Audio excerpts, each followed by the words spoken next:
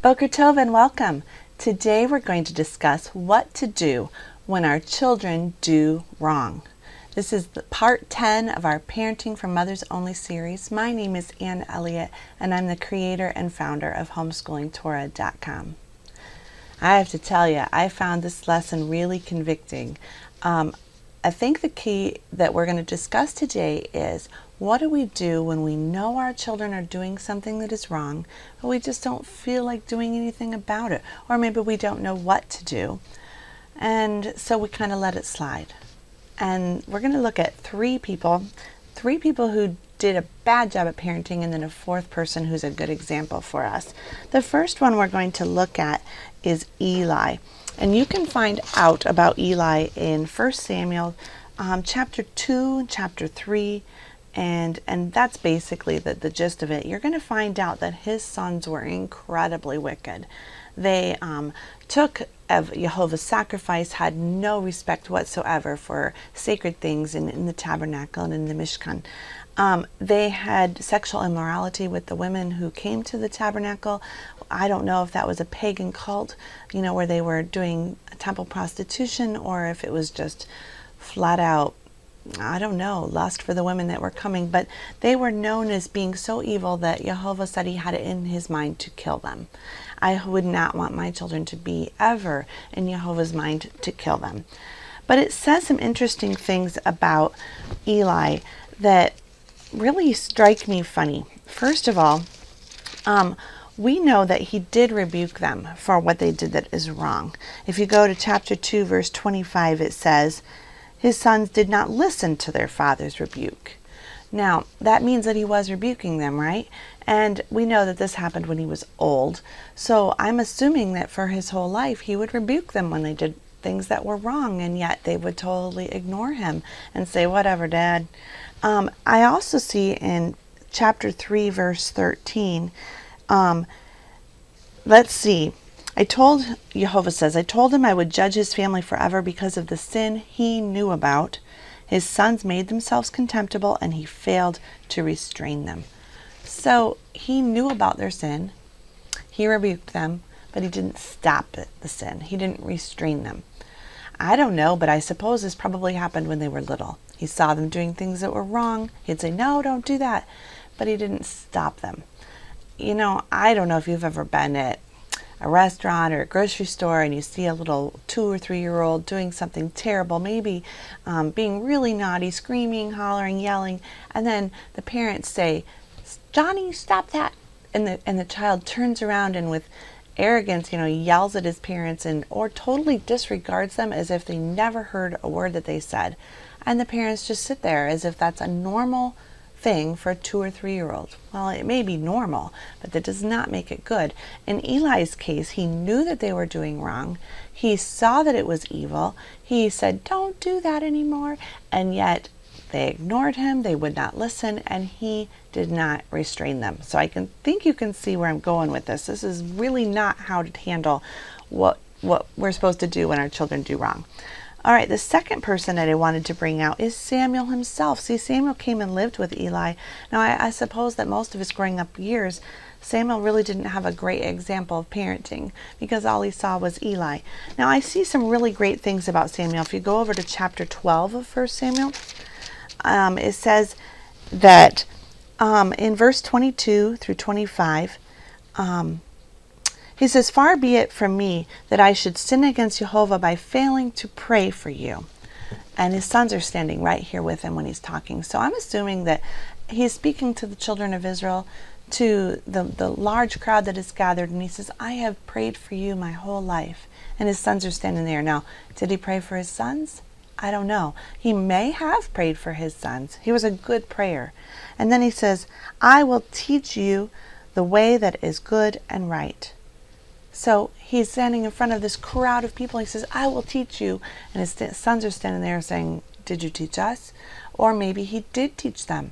Maybe he prayed with them. Maybe he taught them the way that is right and good. But I do want you to see, if you go back to chapter 8, verse 3, it says, his sons did not walk in his ways. Okay, if you have a small child, let's take us back to that grocery store. Let's say we're standing next to the cart and the small child reaches out to grab the cuties, the oranges off of the produce thing, and you say, no, don't touch that, and the child totally ignores you. When that child is small, you do have an option. You can reach out your hand and you can restrain that child from evil, and you can make that child walk with you away from the cuties and over to somewhere else in the store, keeping his hand on the cart, keeping his hand with you, keeping yourself with your child at all times, making him the proper focus of your attention at that moment because you are the responsible adult. You can make him walk in your way when they're small. If they are in the habit of walking in your way from the time they are very tiny, from the time they can first move and crawl and walk, all the way up, then it becomes a habit. You walk together. Can two walk together unless they are agreed? Not really. And usually what happens is the child learns to walk with you, learns to do things your way, is you do things together. So as I look at Samuel, the only thing I can think of is that he was a good prayer and he was a good teacher of the crowds, but he wasn't so good at walking with his own sons, at doing things with them, at making sure that they were with him and united, walking on the way. Now, I did want to also mention one more person, that is Aaron, and I'm not going to say anything about his sons, although we do know his sons were wicked, at least the first two. But I just want to point out when Moses went up on the mountain to receive the Ten Commandments from Jehovah, Exodus 24, 13 and 14. Moses set out with Joshua his aide, and Moses went up on the mountain of God, and he said to the elders, wait here for us until we come back to you. Aaron and Hur are with you, and anyone involved in a dispute can go to them. Has anyone ever left you as a mom in charge of your kids? All right, Dad goes off to work. I'm leaving you home with the kids today. I'll be back at 5 o'clock. If there's any disputes, they can go to you. I'll back you when you get home.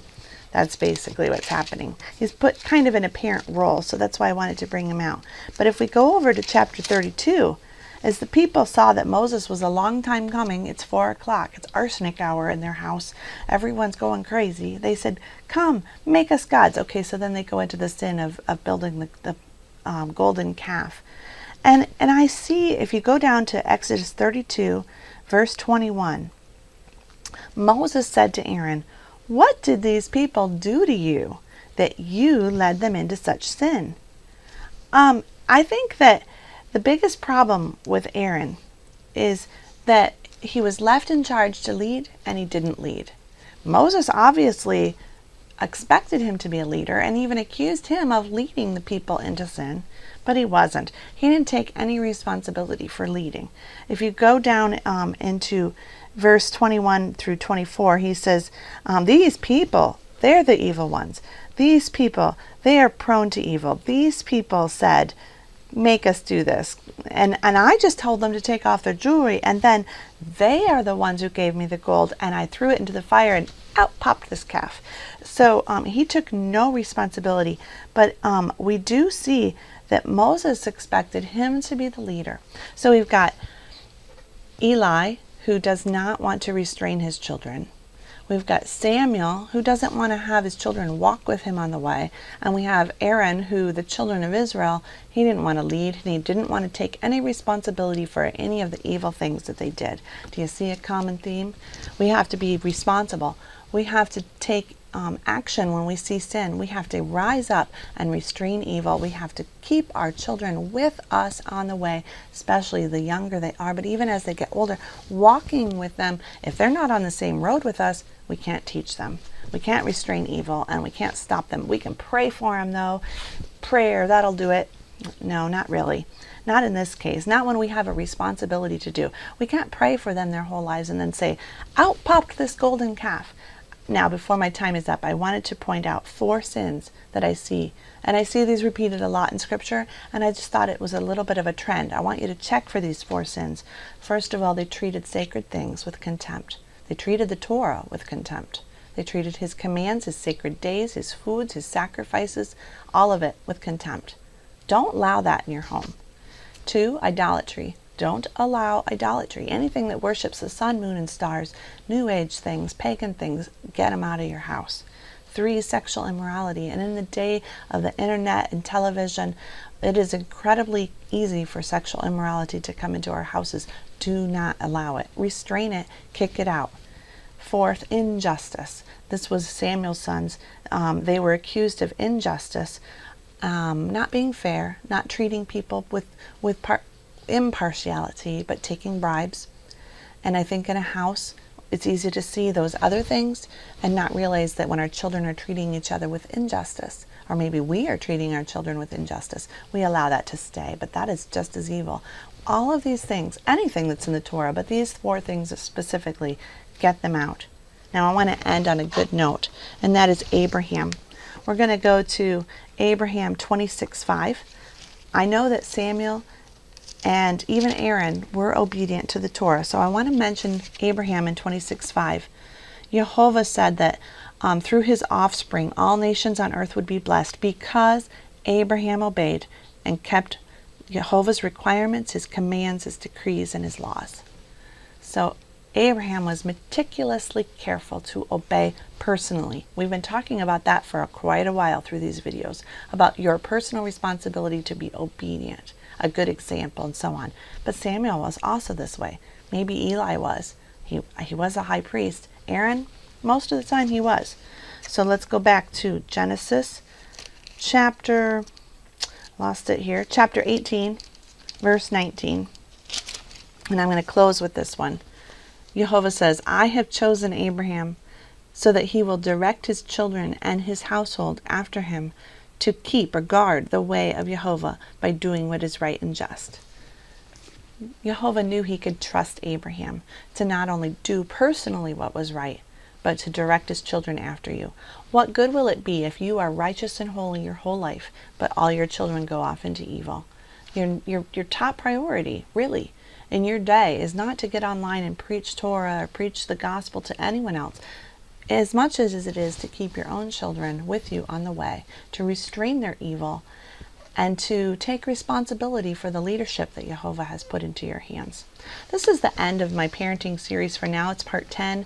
I'm going a little long today, but I did want to say that maybe you've had questions. Maybe you have something that you wish that I would address. Send them to me. Send them to me in a comment or below the video. However, if you want to send me an email, that would be fine, and I will work on them. Next week, I'm going to be taking a little break from parenting, and I'm going to be talking about a trip that we're taking to Florida this weekend. We're going to be talking about the B'nai Yosef conference in St. Petersburg, Florida, and I'm going to share next week a little bit about what I learned, about what some of my impressions are, so you can look forward to that. But then I will come back and answer your questions, so be sure to send them to me. All right, we'll talk to you later.